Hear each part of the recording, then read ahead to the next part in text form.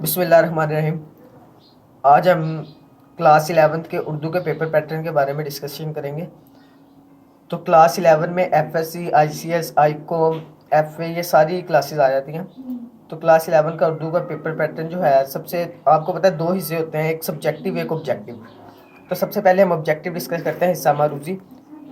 تو یہ تقریباً آل بورڈس کے لیے پیپر پیٹرن ہے۔ تو حصہ معروضی میں سوال نمبر 1 ایم سی کیوز کا، تو یہ 20 ایم سی کیوز آئیں گے آپ کو، اور یہ 20 نمبر کا ہی سوال ہے، ایک ایم سی کیوز 1 نمبر کا۔ تو جب میں آپ کو اردو پیپر پریزنٹیشن کے بارے میں نیکسٹ ویڈیو انشاءاللہ بنائیں گے، تو اس میں آپ کو میں یہ ایم سی کیوز کی بھی پارٹیشن کے بارے میں بتا دوں گا۔ تو ایم سی کیوز کے بعد آپ کا سوال نمبر 2 آتا ہے اشعار کی تشریح کا۔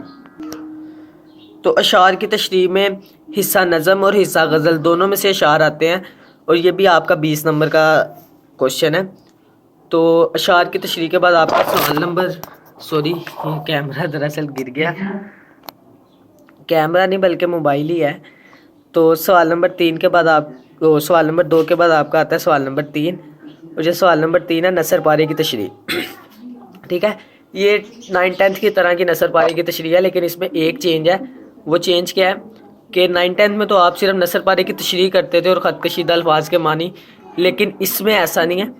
اس میں آپ نے خط کشیدہ الفاظ کے معنی وغیرہ تو نہیں لکھنے، لیکن اس میں یہ ہے کہ آپ نے سیاق و سباق لکھنا ہے، اور سیاق و سباق کے نمبر ہیں۔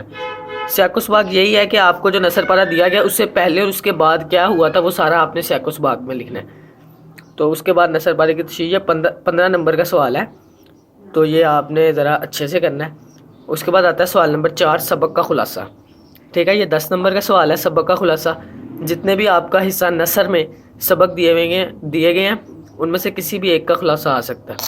اس کے بعد آپ کا سوال نمبر 5 نظم کا خلاصہ۔ ٹھیک ہے، یہ 5 نمبر کا سوال ہے، اور اس میں آپ نے نظم کا خلاصہ لکھنا ہوگا، غزل کا نہیں، نظم کا، کیونکہ نظم کا ایک مفہوم ہوتا ہے، ایک ہی مفہوم کے تحت وہ لکھی گئی ہوتی ہے، اس لیے نظم کا خلاصہ لکھنا ہے آپ نے۔ 5 نمبر کا سوال ہے۔ پھر سوال نمبر 5 کے بعد جو سوال نمبر 6 ہے وہ ہے آپ کا مکالمہ نگاری، رداد نویسی، یا روز نامچہ بھی ہوتا ہے اس میں۔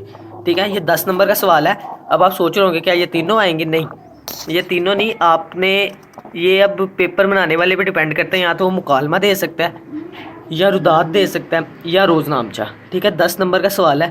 اب یہ آپ کی قسمت ہے، آپ کو کیا بورڈ کے پیپر میں آئے گا۔ تو مطلب ان 3 چیزوں میں سے سوال نمبر 6 میں کچھ بھی وہ دے سکتا ہے، مکالمہ، رداد، یا پھر روز نامچہ۔ تو سوال نمبر 6 کے بعد آپ کا سوال نمبر 7 درخواست یا رسید نویسی۔ ٹھیک ہے، دونوں نہیں آئیں گے، دونوں میں سے کوئی ایک آئے گا، یہ بھی پیپر بنانے والے پہ ڈیپینڈ کرتا ہے، یا تو وہ آپ کو درخواست دے گا یا رسید دے گا۔ یہ 10 نمبر کا سوال ہے، تو دونوں میں سے کچھ بھی آ سکتا ہے۔ اس کے بعد آپ کا آخری سوال ہے سوال نمبر 8، اور یہ ہے تلخیص نگاری کے بارے میں۔ تلخیص کرنی ہوگی آپ نے، 10 نمبر کا سوال ہے، آسان ترین سوال ہے، اور اس کے مفت کے ہی نمبر ہیں ایک قسم کے۔ آپ نے 10 نمبر کے سوال کے لیے تلخیص کرنی ہوگی۔ تلخیص یہ ہے کہ آپ کو ایک پیراگراف دیا گیا ہوگا، اس کو آپ نے شارٹ کر کے لکھنا ہے، 1/3 کرنا ہے آپ نے اس کو۔ تو یہ تھا کلاس 11 کا اردو کا پیپر پیٹرن۔